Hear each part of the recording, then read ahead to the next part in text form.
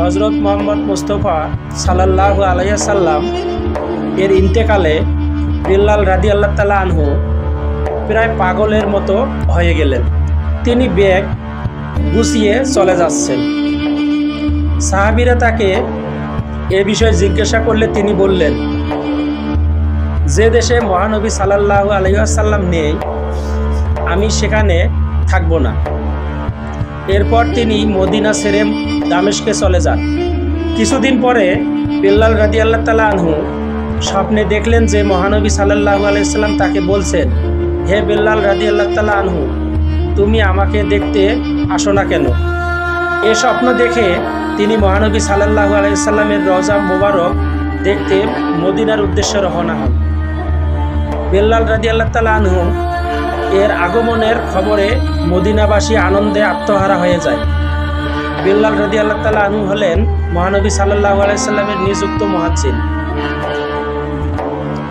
মহানবী সাল্লাল্লাহু আলাইহি ওয়াসাল্লামের ইন্তেকালের পর বিল্লাল রাদিয়াল্লাহু তাআলা আনহু আর আজান দেননি।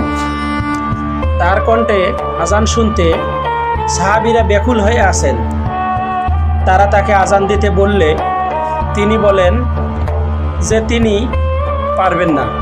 অনেক জোর করে তাকে বললে তিনি উত্তরে বলেন, আমাকে আজান দিতে বলো না, কারণ এটা আমি পারবো না।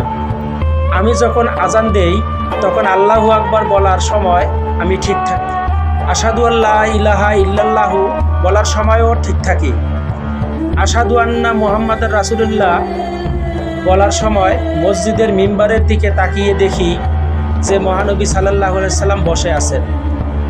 কিন্তু যখন মিম্বারে তাকিয়ে তাকে দেখব না, তখন সহ্য করতে পারবো না।